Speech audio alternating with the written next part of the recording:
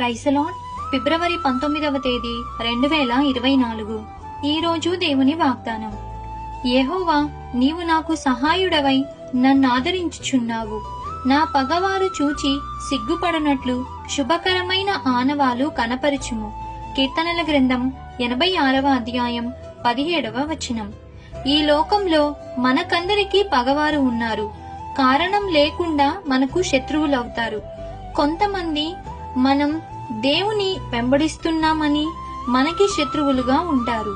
దేవుడు ఒక శుభకరమైన ఆనవాలు మనకి దయచేస్తాడు.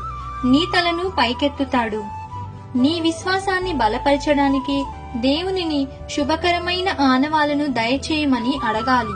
కాబట్టి ఈ దిన వాగ్దానం మీ అందరి జీవితంలో నెరవేరాలని కోరుకుంటూ దేవుని సువార్త పరిచర్యలో మీ సహోదరి. ఆమెన్. God bless you.